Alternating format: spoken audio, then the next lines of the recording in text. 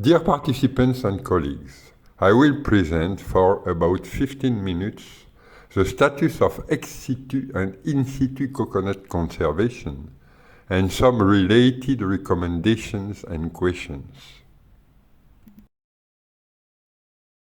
After a brief recall of the technical terms related to coconut conservation, we will discuss past and present exchanges and movements of coconut germplasm. Then we will talk about in situ conservation and ex situ conservation. We will end by opening the discussion on how to improve the efficiency of current coconut conservation systems. This slide has already been presented earlier during this seminar. I show it again briefly, without rereading the definitions. It recalls the important terms that we will use in this talk.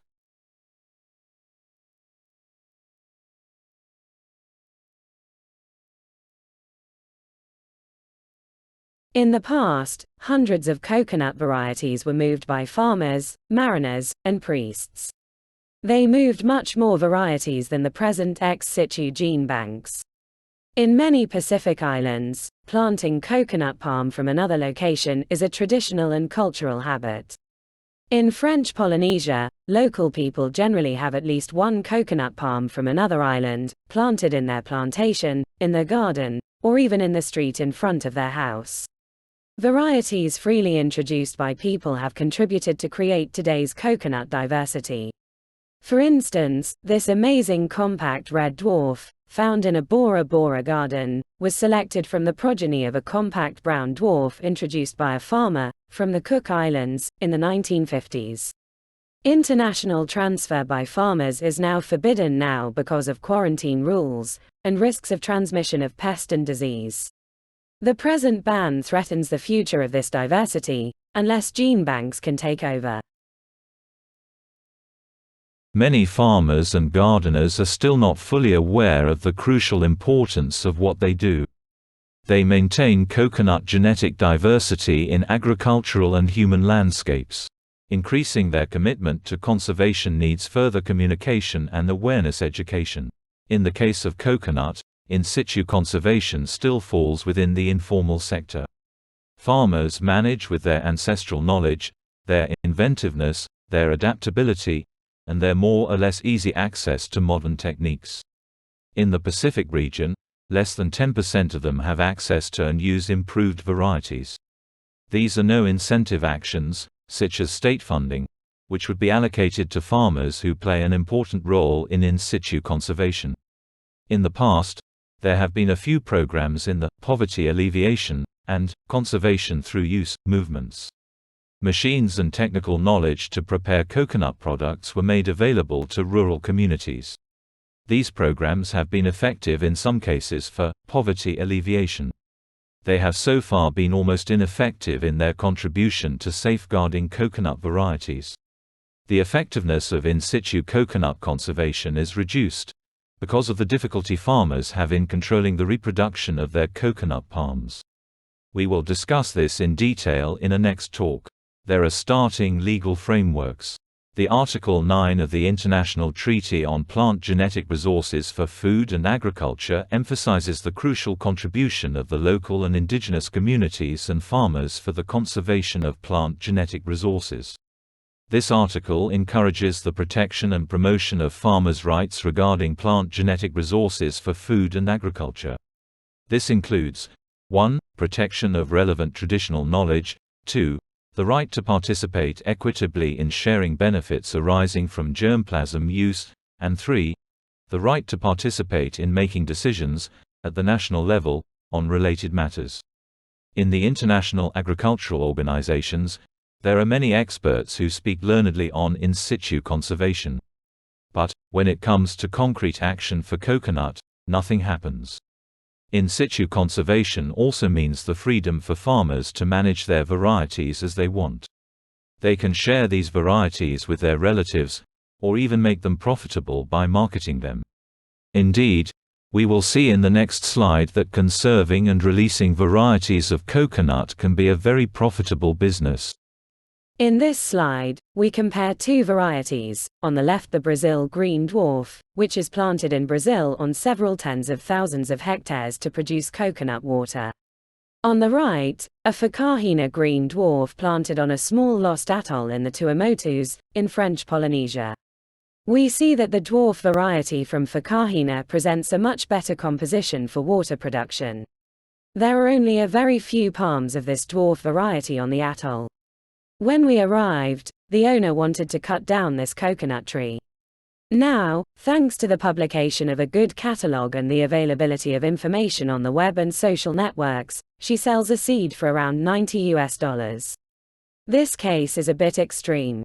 But we think that it was a good collaboration between a scientist and a farmer. Our action saved this variety. Indeed, gardeners who pay $90 for a coconut seed nut will take care of it. They will secure the conservation of this variety. For nearly 100 years, scientists have worked with great determination and perseverance to achieve successful international exchange and transfer of varieties. They often worked in very difficult conditions.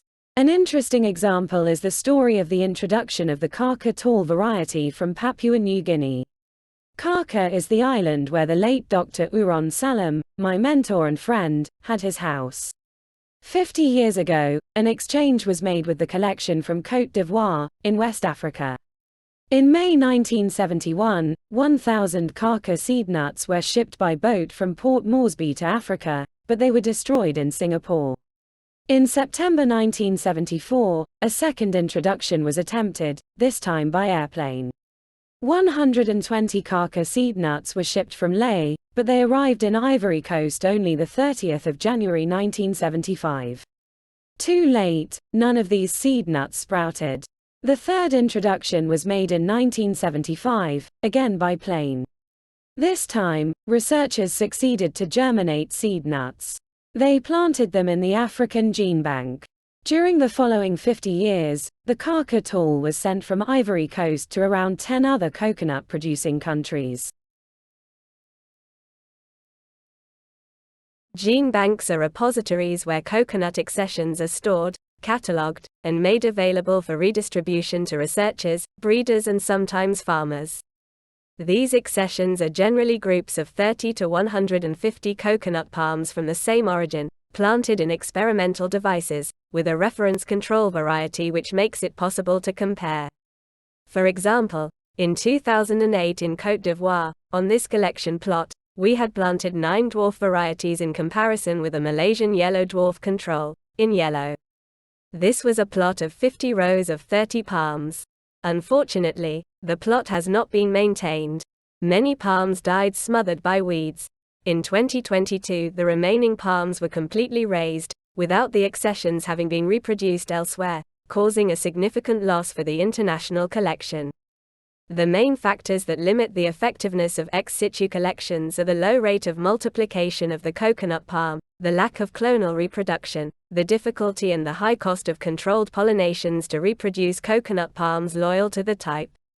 To achieve controlled pollinations, on the one hand, inflorescence after having emasculated it, and on the other side, sink another inflorescence to harvest pollen.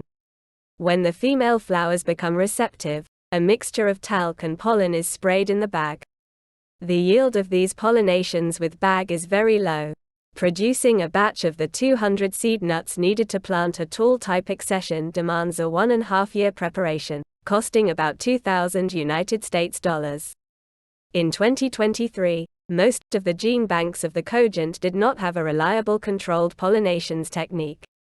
Only 2 international collections among the 5, and 4 to 5 among the national collections, can carry out reliable and large-scale pollinations programs. Long-term conservation is therefore far from optimal. Last global updating of the database was conducted in 2012 in the framework of the project, Upgrading Gene Banks, funded by the Trust.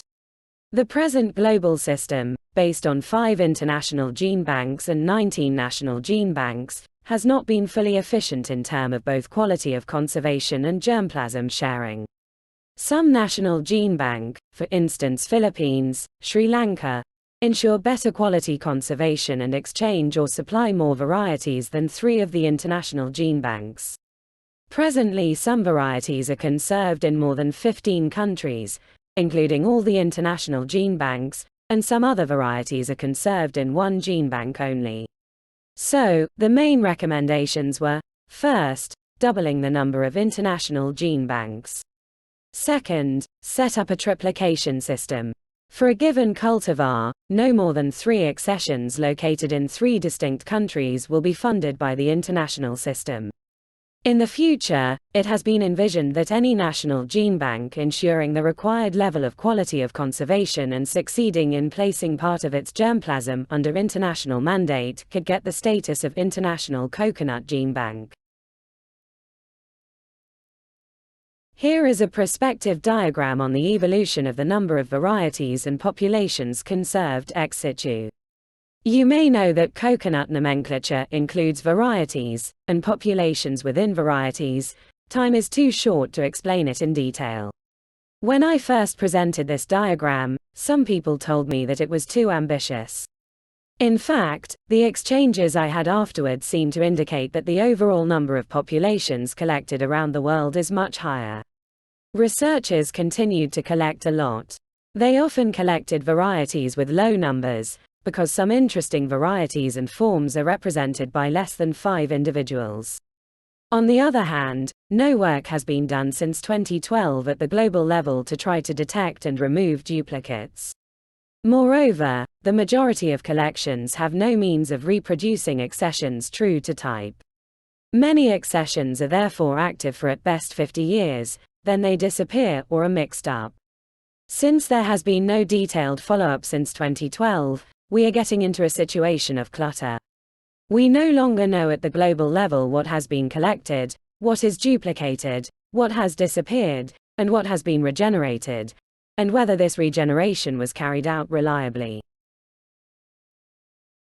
Our presentation shows that the central point concerning the effectiveness of the conservation of the coconut palm lies in the information, and in the possibility for the various stakeholders of the coconut value chain to access to this information. Whether we are scientists, farmers, or simple users, only access to this information will allow us to appreciate and use the coconut varietal diversity. For ex situ conservation, the cogent database has not been updated for more than 10 years. We do not know which varieties are still preserved, which have disappeared, and which new varieties have been collected. Sometimes the characteristics of the varieties are not described in the database. Thus, in Papua and elsewhere, certain varieties are in fact only names on a paper, or in a file, and a group of coconut trees planted on a lost plot, without any data. So, scientists and local users are not interested in using or ordering this type of material. For in situ conservation, the situation is even less advanced. There is currently no database of varieties kept by farmers, with the exception of the French Polynesia catalogue that we have just published. Users simply don't know these varieties exist, and they have no way of accessing this material. It is therefore crucial to create a database of varieties kept by farmers that will be easily accessible online and on paper. Should a special database be created for the coconut? Or should we use already existing, multi-species information systems to document the coconut farmers' varieties? This is a subject that we should discuss together. Maybe the first step could be, in many producing countries, to create varietal catalogues as the one recently published in French Polynesia. Dear participants and colleagues, thank you for listening.